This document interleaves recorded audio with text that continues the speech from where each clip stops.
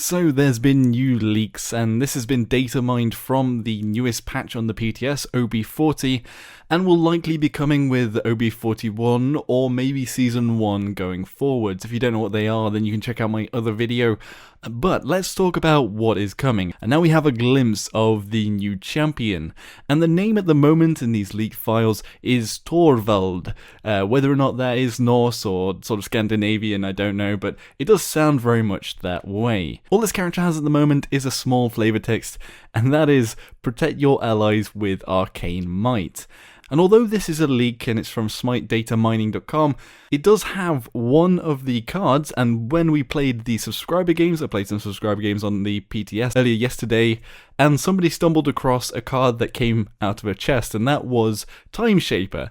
And that Time Shaper card is actually in this leak as well, so what's been leaked is actually in the game, not just in the data in the background. You can actually get the cards at the moment.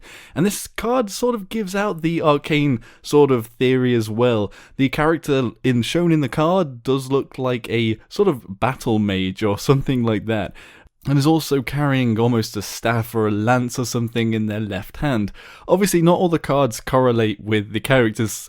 For example, Tyra has a card that's literally just some bear teeth, so it isn't 100% to go off, and all of this might change, but what it does give us is all the abilities and the cards that go with them, although we don't know what the weapon is at the moment, and we don't completely know what the abilities actually are, just the names. So one of the abilities is called Recharge.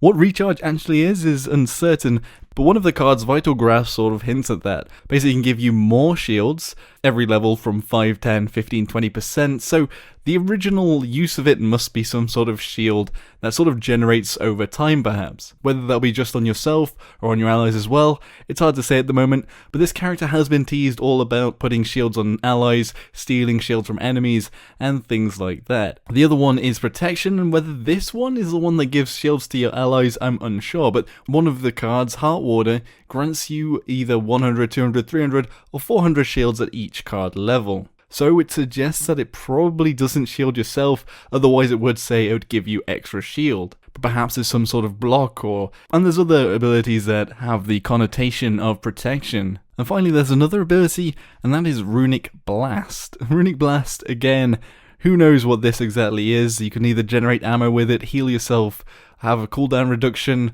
or activating the blast gives you 400 shield, so maybe this one's more of an offensive ability, like Fernando's Fire Shot, maybe having some blast damage in an area. Or perhaps this is one of the stealing shields abilities. All of this is just speculation, but at the very least, we can have a guess at sort of the abilities that are going to come with it, and at the very least now we know what the character is going to be called, and just in general what the character has. Something else worth mentioning is there's a Glyph of the Fist, which reduces your weapon's reload speed by percentages. That suggests that the weapon, at least, is something that does reload and isn't like Grover's axes or Charlene's arrows, for example. And the armor just seems to be going about making him more tanky. There's crowd control reduction, maximum health increase by up to 600 at the last card, and siphoning grants you shield every time you eliminate somebody, which is quite a big one. Each elimination grants you 400 shields, so he could be a really massive shield character. Anyway, that's all we've got to go off with Torvald at the moment. I'm thinking along the lines of a battle mage in Skyrim or the Elder Scrolls games, but we'll just have to see, and maybe he'll look like this blue character. Maybe the weapon will be a lance or something like that, firing out lances. Maybe that'd be pretty cool, like in Ghouls and Goblins, where you fire off lancers at people. That would be an interesting ability, but it probably isn't. Then there's a lot of other changes as well with this patch, which might be moving us towards Season 1, and what the devs have talked about before in making the abilities a big focus and being able to change your cards to focus on just one ability, and that's through the talent cards. These were actually used in the alpha previously, but actually linked with leveling up, and I think actually the talent cards will probably be an extra card that you add to your loadout, or replace one of your 5 cards, as there's 4 at the moment for each ability, if you see what I mean. There's weapons, defense, and for your 2 abilities, and now maybe there'll be an extra one for these talent cards, and basically they just specialize one ability for each character. So let's go through the ones that actually are on the test server, and obviously again, these are all subject to change, so don't get completely mad about them yet. They do quite a lot. They really buff some of the abilities. The first one on Barrack is that it's changed that it's now that you can have maximum of 3 turrets with Barrack, and we'll come to the card that allows that, I think, and it's actually not right in the listings of the cards, but let's go through them. So the first one actually is Barrack's weapon talent card, and this gives him 7, 14, 21 or 28% bonus damage to targets hit by the turret, and that's at each level. So that's basically buffing the power of the turrets, and that's an interesting card. But the next one is Barracks turret talent card, and it says you can deploy 2 turrets and the cooldown of the turret is reduced by 1. But what I think it means is that you get 3 turrets, because I think this is the buff, at least, unless the changes that you can have 3 turrets at default. Maybe this is actually just changing the cooldown.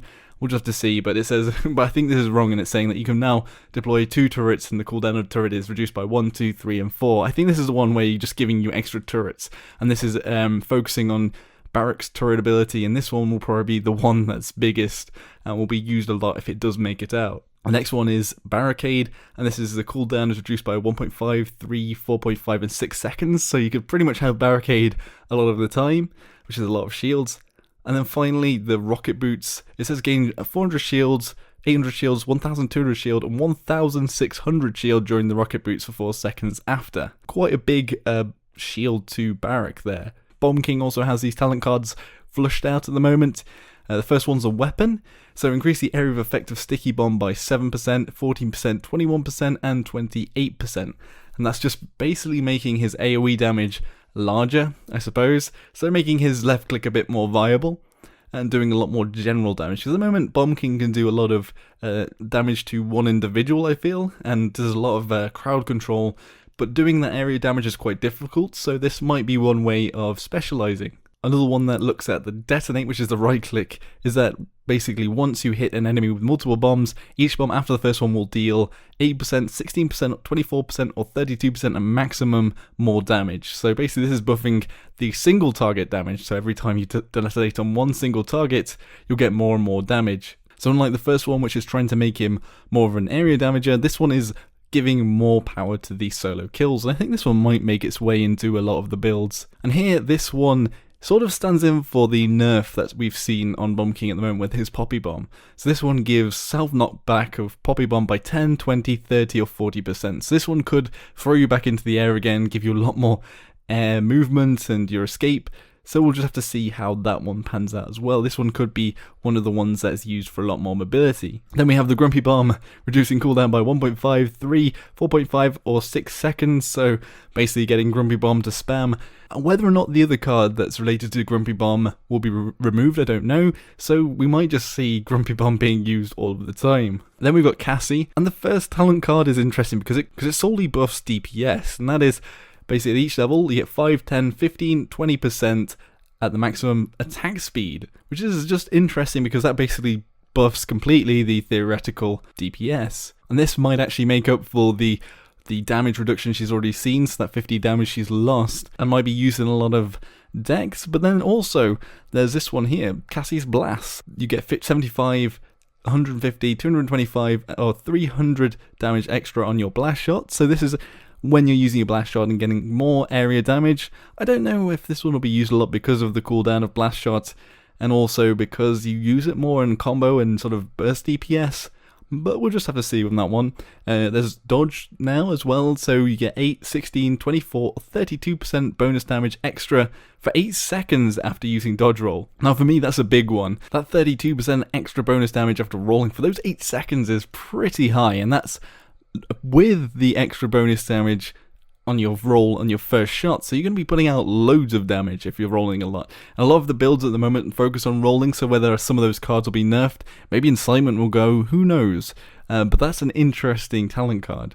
The other one as well does quite a lot. If the first one, the dodge one, is all about consistent damage buff, this one's all about bursting down a single target. So you get 15%, 30%, 45%, or 60% bonus damage after hitting a target with disengage. Now this one doesn't say a time after you've used it, or whether it just stays on the target, or if it's only when the target's in the air, but 60% bonus damage is pretty high, so this could be very big at taking down one target. If it's in the air, then it might be harder to use and skilled players might be using it, but at the very least 60% is big. And Eevee also has some of these talent cards. The first one just flat out buffs the damage, so you get 4%, 8%, 12% or 16% extra weapon damage at each level.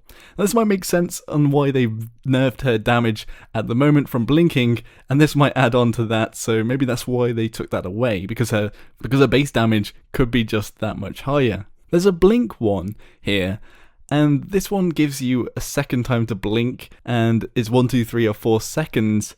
And this one just seems like another wormhole, so I don't know whether they're going to give you 2 wormholes or if this is going to be a replacement for what wormhole was, because wormhole is so integral to builds at the moment, and it is probably the card that is like all these talent cards that's already in the game. So we'll just have to see about this one, whether or not it replaces wormhole or you can use it with wormhole and you get 2 of these blinks. I don't know, that'd be ridiculous, but I'm guessing it's replacing it. And the next one is Eevee's Ice Block, so it heals you 150 every second, 300 health every second, 450 health every second, or 600 health every second at max level. So this one could really let you heal an Ice Block, but as you are so vulnerable coming out of the Ice Block, I wonder whether players will pick this up. Another one, quite a big one, because it reduces your soul by 1.5, 3, 4.5 or 6 seconds, and that 6 seconds would bring it down massively. We've also got 4 of Fernando's, so we've got the armor, basically gives you 300, 600, 900, 1200, 1500 health. Why this one's got 5 levels, I don't know. Will that see the end of the game, or if they're just testing at the moment, seeing which one's too powerful, I don't know. But this will further increase Fernando as like the main tanky tank of the frontliners. But yeah, it's just basically making him more tanky. There's a cooldown of charge by 1, 2, 3 or 4. Whether this will be added onto the other cards that reduce the cooldown of charge, I don't know. But that's interesting to see. And then Fireball deals 15% more damage to successive targets with Fireball. 30%, 45% or 60%. So that one could be interesting at spamming the Fireball. And then finally we've got Fernando Shield, 1, 2, 3 and 4. And that's 600, 1200, 1800 or 2400 extra shield health. That's a pretty big one, as it just makes him such a bigger tank with the shields, but it's almost 2 times the 4th level of his health, so it's quite a big amount to give shielding to Fernando. Grover hasn't got any of the talent cards yet, but it looks like they're changing his heal, and it says it'll passively heal allies for 400 health a second, and he activates the ability to heal nearby allies for 3000. Which is like 3 times buff of what it is already. That's quite a big one actually. Whether we'll actually see that hit live, I'm not sure, and maybe they're just trying to buff the heals and not actually, maybe they won't reduce Cauterize, maybe they'll just buff the heals to meet the Cauterize that we have at the moment, but we'll just have to see on that one. That's quite a big buff, and the 400 health a second as well, that's quite big. Makara also has a little bit of a change. His Shell Shield now protects for 12,000 health that blocks enemy fires for 4 seconds. I mean, at the moment, you pretty much just ignore it or try and get inside it anyway, so I don't really see that as much of a big change. And actually, Makara has 4 of these talent cards. The first one has the health of the Shell Shield by up to 2,000, 500, 1,000, 1,500, or 2,000. Like I've said, the shell doesn't really matter. You don't try and take the shell out. Makara's armor has something similar to Fernando. He has 250, 500, 750, or 1,000 health extra. Just on base. That could be one that brings him into the tankier regions as well, especially if you are the only tank in the game. You might want to take some extra health just to survive extra on the point. This one's quite big, gives you 20%, 40%, 60% or 80% extra damage after hitting somebody with your Dredge Anchor. So the first shot after Dredge Anchoring somebody, you'll get that bonus damage. So 80%, that's pretty big. That's like 550 or more damage extra, so you're basically getting 2 shots off on somebody, and especially on squishy targets like Eevee, if she's already damaged, that might take her out. That would definitely be in my lineup. I'd want to get that extra bonus damage on your Dredge Anchor, just because the Dredge Anchor is so cool, especially if I'm one of the 2 tanks in the game. And this one's quite a big one as well. Makara's Spin gives you a heal of 400, 800, 1,200 or 1,600 if it hits an enemy. Now it doesn't specify if it's more than one enemy. I'm guessing it's just once off, but 1,600 health is quite a big heal if you take it at 4th level. On Ying, there's only 2 talent cards actually listed. There's 2 other ones that aren't listed with any stats that they've got from the data mining. So what we've got first off is the weapon, and the first talent card deals 30 bonus damage when hitting all 5 shots on the same target. Don't know where that comes in. I'm guessing that's just not finished yet. That's probably one thing that they're working on. Link swapping to the Spot of Dead illusion spawns illusion with 25, 50, 75 or 100% health. And that's just maybe replacing what they used to have with the other card, because it's one of the things that changes her up a lot. We'll just have to see on that one. The other two are listed at dodge and disengage, but there's nothing with them. So what do I think about all of these talent cards? Well, we just have to see how they're actually implemented, but just at the moment, guessing that the way they are going to be implemented is an extra card slot on the character. And I'm guessing they're not going to put it back into the game where you get to a certain level or you get so many credits to buy them. I wouldn't have thought they'd do that with these characters, but maybe they will, who knows. There are maps as well coming. There's Grotto, which is apparently desert themed. Flag Ball, what that exactly is, maybe that's a new game type, who knows. If that's a map name, it's a bit of a weird one. There's Garden, Intrinsic and Undercity, so there's no sort of hints on that, but there's quite a few maps in the work, at least we know, and whether Flag Ball is a game type or if that's a real name of a map, I don't know. That sounds like a weird name for a map anyway. So like I've said all the way along, these leaks aren't final, they're just things that they found in the data files, and it's all subject to change, but I think it's interesting to look at it anyway, especially for the fact that they have been right in the past, and they were all right about Tyra on her cards, on what she's called, on her abilities, on her weapon. It was all right, so we can see that now, and we can also see one of the cards that's actually in the game already. So what does everyone else think Torvald will come out as, and is he actually Scandinavian? Also, what do you think about these talent cards that are coming? Do you think they'll be too powerful, or do some of them sound a bit lackluster? Be sure to let me know in the comments section below. Anyway, if you liked the video, hit that like button. If you thought it was rubbish, give it a dislike, subscribe for more of my content, and thank you all very much for watching. I'll see you in the next video. Joshino.